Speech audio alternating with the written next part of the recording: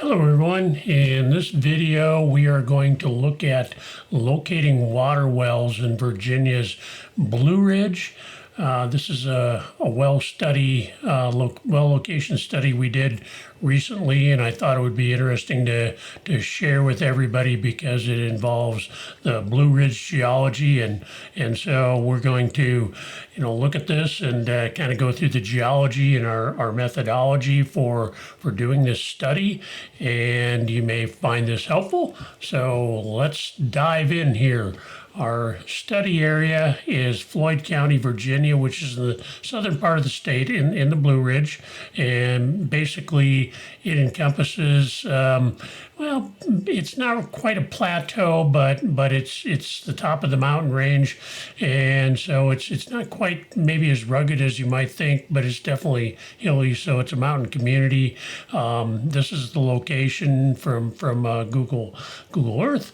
And this is actually the topography of the county. You can see the county outlined there in yellow, and so not real rugged mountains, but definitely mountainous terrain, at least as far as the Blue Ridge goes. So this is a little bit closer. Our study area is actually in the green, which you can kind of barely see here, but this is centered around. It's in Floyd County. The county seat of Floyd County is the town of Floyd, and that's there in the middle there. So that is, we were basically 2 miles each side of Floyd, so kind of a rectangle surrounding the town of Floyd. So that basically defined our study area. This is the geology of the area, and Floyd there is the red circle. You can see there is a thrust fault that goes through basically basically an east-northeast trending thrust fault that actually goes right through Floyd itself. It is the we're mainly in the Precambrian ash formation. So this is made up mainly of a gneiss, of biotite gneiss, but there's also a schist, so that little bit darker green there, the teal green, is a schist, and then the lighter green is actually an amphibolite. So pay attention to that because that's actually going to be, have some more significance to us here as we go into our analysis. So this is actually a cross-section of the area. We were in the Blue Ridge Anticlinorium, and our study area that we were looking at in Floyd County is outlined in the red there. You can see you got the thrust fault there in the middle, and fairly steeply dipping metamorphic rocks in there, and you can see the different units, but that is all the Precambrian ash formation there. And then you can see you got farther to the southeast, you have some different things going on there, some different Lochthon and some synclinorium and anticlinorium. So you basically have your typical Appalachian geology where you have rootless mountains and a bunch of folds and thrusts and those types of things that define that. In our particular area, we're basically dealing with the Precambrian ash formation and fairly steeply dipping here, although it does vary a little bit as we'll see. So that is our cross section. There are some existing wells. The Floyd Public Service Authority has some existing wells there. They have 5 existing wells, and those are shown here. Those come into play because obviously we don't want to locate our wells too close to these wells and get well interference.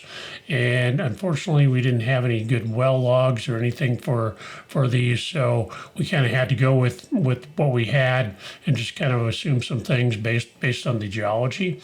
The production from these wells, they have a newer well that their well 6 is constructed in 2005, and the older wells are 79 to 89. The yield there is actually tailed off quite a bit, as you might expect with older wells like that, and so they're in need of some new wells, and I think you can probably refurbish or do some rehab on those older wells, although some of them are a little bit older, so you'd have to assess the condition of the well before you did that. But that's outside the scope of our discussion today. We're basically just looking at this data, and you can see probably the main thing we're interested in here is the production zones. As you can see that several of these wells had multiple fracture zones that they intersected that were productive, and some of them just had one. So they're really productive well. Their most well 6 here ran into one fracture zone, so they're getting that 160 gallons per minute out of a 3-foot fracture zone that was encountered. So some of these other wells have like 3 fracture zones they ran into, and so it's going to vary a little bit. Obviously, we'd like to see more fracture zones, and that's kind of what we're targeting here. But obviously, 160 gallons per minute for these conditions is not a bad yield, and if we can get them a well that's in that range, that's going to be good for them. So, all right. So our approach, we were really looking at well criteria based on the presence of fracture traces identified from satellite imagery, aerial photography, LiDAR data, topographic maps, and digital elevation models. So we're looking at multiple sources to try to define potential fracture zones, and basically defined by linears on the maps that could, as we go through it, we mapped out the linears, and then we're trying to identify which ones of those are potential fractures, and then eliminating things like roads and stuff that may show up in LiDAR as linears, and fences and things like that aren't true fracture zones. So we try to separate that out, but we're looking for fracture traces. And in metamorphic rocks, obviously, they have little in the way of primary porosity, so they're pretty tight. So basically, you're relying on fractures to provide the openings that in the bedrock that can develop the secondary porosity sufficient to provide a sustainable groundwater source for a water well. So basically, broken rock provides basically aquifer conditions in what's basically a non-permeable rock. So that secondary porosity is really what's important here. More competent bedrock units are more susceptible to fracturing, making them potentially better producers for wells. And intersections of fracture traces coupled with favorable stratigraphy are often the most productive settings for water wells. So basically, our approach summary is we're looking at fracture trace and lineament assessment, or as we shorten it up, FTLA, plus a hydrostratigraphic analysis. So the FTLA is really looking at the linear fracture traces, and the hydrostratigraphic unit, we're coupling the fracture traces with what are going to be favorable, identifying hydrostratigraphic units that may be favorable. So the combination of the fracture zones plus bedrock that they could break up fairly easily is going to be our target zone in this type of study. And anytime you get into fractured bedrock type of wells and that study, in a study like this, that's the type of approach you're looking for. So FTLA plus hydrostratigraphic analysis is really going to give you your best results. All right, so let's look at the Blue Ridge general conceptual model, see how this applies. And in this case, you can see we have a water table, and this is just basically a generalized thing that comes from Heath, 1980. You can see that basically, yeah, other than the regolith that is going to be the saturated soil or the weathered soil above the bedrock, most of your production is going to come from the interconnected fractures. And it's important that they be interconnected because that's how you basically produce aquifer conditions, because then groundwater can flow through these interconnected fracture systems. And if it's well developed enough, you can get pretty decent yields for a bedrock well. And so that's your basic conceptual model in the Blue Ridge. There are a number of scenarios, and this is actually taken from North Carolina, but it gives you an idea of really what you're looking at. So we got scenarios A through F, and this is fairly typical when you're dealing with fractured bedrock wells, is you're going to get all types of conditions. So we look at A, that's drilling a well into a location where there's basically no fractures, and obviously there's going to be no yield there. B is some fractures, right around the upper part of the bedrock. So this may be jointing and things like that. So you're going to get some yields, not much. C shows a little bit of that surface fracturing, and then some minor dipping fractures. We're more interested in situations like D, E, and even possibly F, where obviously D is you're seeing some the fractures are kind of grouped. So you might have a particular hydrostratigraphic unit there that's some parts of it are breaking up, other parts aren't. So you're developing fractures in certain areas. So these might be some of those multiple fracture zones you saw in some of those Floyd PSA wells.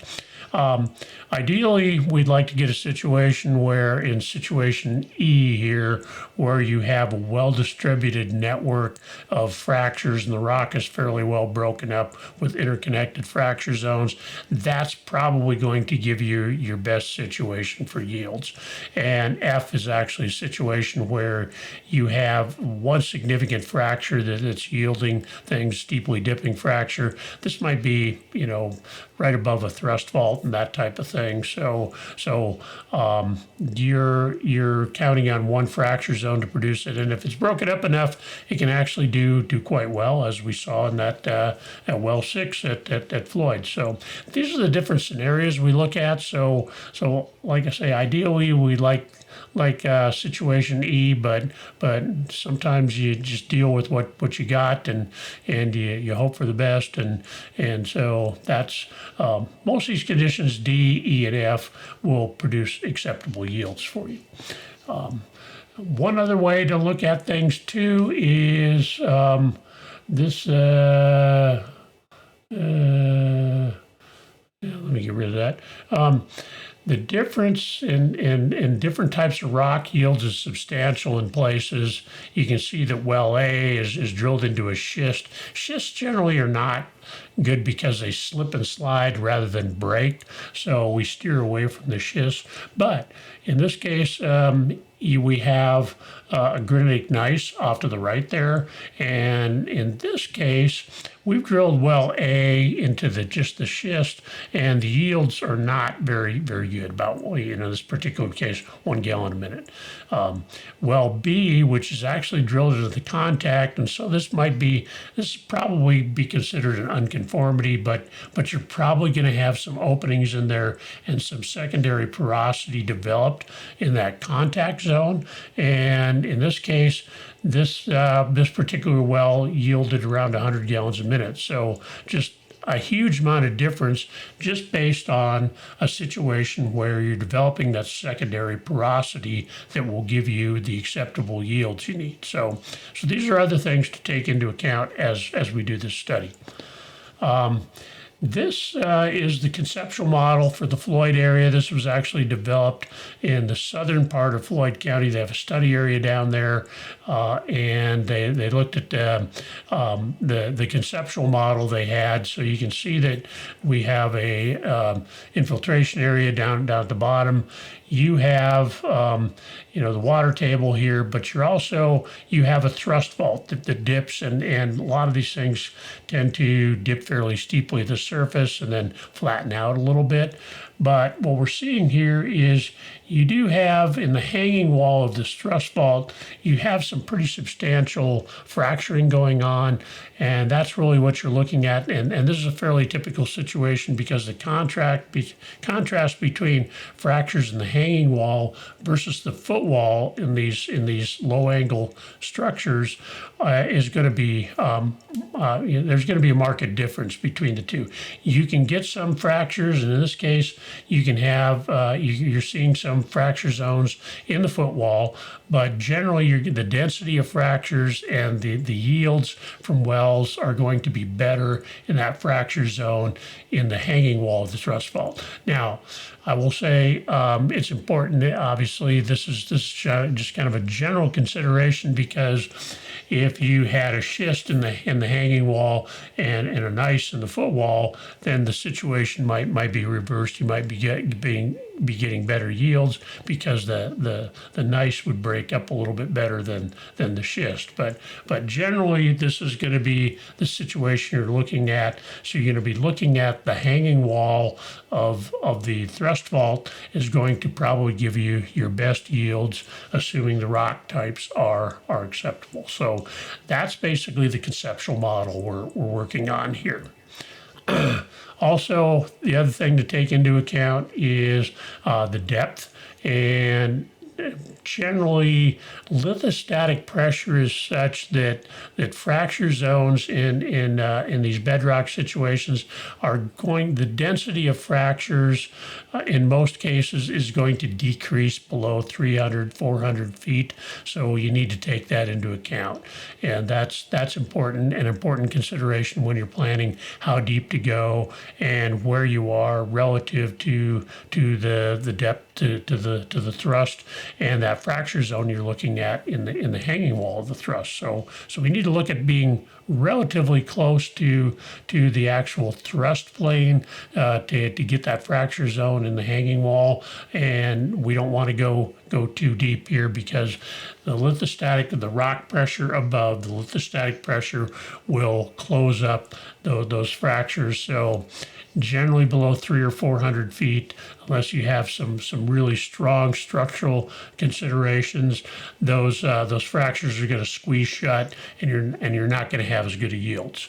Now, Virginia Tech did a study out here, and they took data from a lot of different water wells, and they did a yield versus depth study, and that's really the chart there. That's the thing to pay attention to here, and you can really see that the yields tend to really tail off in Floyd County below 400 feet. Now, this is not taking into account any geology or anything. This is just looking at the water wells. So, you can actually parse this data a little more if you had the well logs to do it. But this is the data we kind of were able to derive from that. But generally, this follows basically what we said in the earlier slide here, is that the production and the number of fractures is going to tail off, and therefore the yields are going to tail off below the 300 or 400 foot. And this is validated by countywide data in Floyd County, and you're going to see this same type of relationship pretty much anywhere you're looking at fractured bedrock. So it's a pretty good rule of thumb below 300 or 400 feet, unless you have strong evidence that you have some deep fracturing going on, that you're probably going to see yields tail off below 300 or 400 feet. So it may not be worth the additional expense of drilling deeper. All right. So given that, what is our target criteria here? So we're looking for areas of 2 or more fracture intersections. We're looking for the amphibolite in the hanging wall of the thrust fault, because the amphibolite is I would call that out here a hydrostratigraphic unit because it is probably going to fracture more readily than the gneiss, which is going to fracture more readily than the schist. We don't have any schist really in our study area, but the biotite gneiss is going to have some areas that are going to slip and slide, not break up quite as well. The amphibolite is going to be more competent. It's probably going to be fractured more than the gneiss. So we really want to target that amphibolite and in the hanging wall of that thrust. And we're really looking at a depth out here of less than 600 feet. Generally, I would probably go the 400 feet, but we were kind of giving some grace based on the depth to the thrust fault and saying, okay, we can probably go to 600 feet and we might pick up another fracture or two down there, but most of your yields are probably going to be above 400 feet. So that was our target criteria. And with that, this shows, you can see here, this is our lineament study or our fracture trace study. So this is, you can see here in the middle here, we have the thrust fault running through the town of Floyd. You can see the Floyd wells here in blue. The dark green is going to be the amphibolite, and the light green there is going to be the gneiss, the biotite gneiss of the Precambrian ash formation. And the red down here, which is kind of at the kind of limit of our study area, that's an ultramafic. We really didn't look at that because it's kind of far away. So this is really what we came up with. This is just the generalized geology, but we were targeting that amphibolite in the hanging wall of the thrust. So our first shot, we came up with a draft of, we came up with a bunch of well locations. I think we had like 24 potential well locations. And you can see basically the thrust fault runs east-northeast through the town of Floyd. The amphibolite is basically to the south of that. And we do have some well locations where we had some good fracture zones, some strong fracturing, and some intersections of those fractures that we put into the footwall. And obviously some of the existing wells for the Floyd PSA are located in some of those areas too. And so this is basically our first cut at it. And of course, reality intrudes because our first cut is going to be based strictly on the FTLA study and the hydrostratigraphic analysis. So we're locating things based on our ideal locations based on the geology and the structures. So that's ideal, but reality does intrude, and we have considerations like where do we get power, who owns the land, where is the infrastructure for the water utility, and are there any environmental considerations? And so you take your recommended well locations, and now you got to take into account these other factors and basically compromise your locations and jigger things around a little bit to come up with some final locations, and basically that's what that looks like. And so you can see here, these are our fracture traces. The green there is actually county-owned property that and unfortunately, most of that already had the existing PSA wells on it, so we weren't able to get too close, and we really didn't come up with locations that were top priority for us in those locations anyway, as is often the case.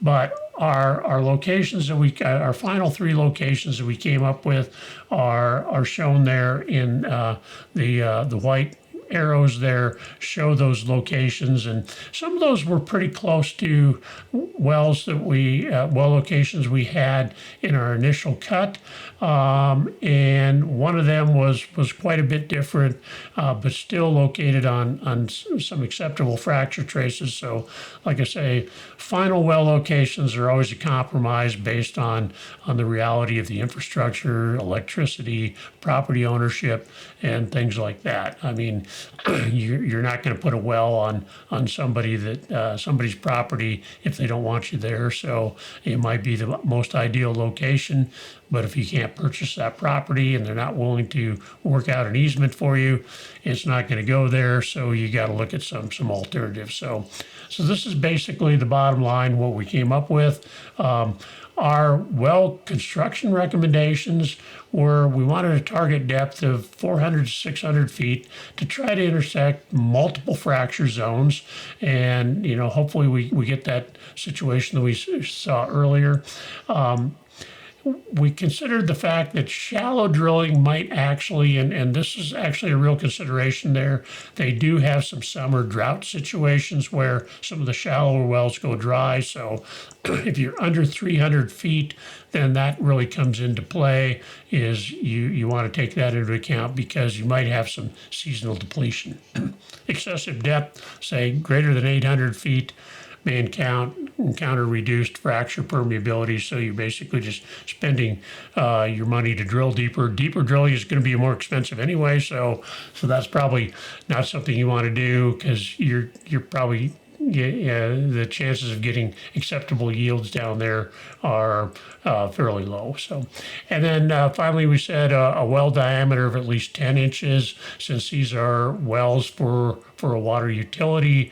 10 inches really gives you the chance to get the yields you need and get a pump in the well of decent size, and then give you enough room to maneuver where you can go in and rehabilitate those wells. So 10 inches for a small water utility and fractured bedrock environment really is not a bad situation. So that's I probably would not go any smaller. You could go 8 inches, but I probably wouldn't go any smaller than 10 inches, because I think that just gives you more to work with. So those were our recommendations, our location recommendations, and our well construction recommendations.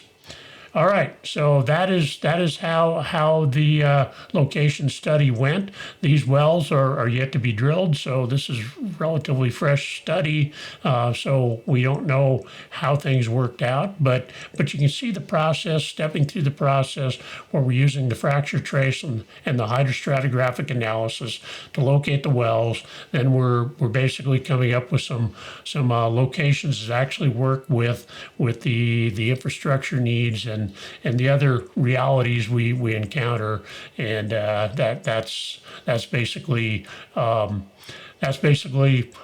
bottom line on this. And then we look at the geology and make recommendations on how we want to construct the wells and how deep we want to go, and that's basically how this study goes. And this study was submitted, and I'm looking forward to seeing the results. That is our show for today. Please like and subscribe, share if you will, and we will see you in the next show.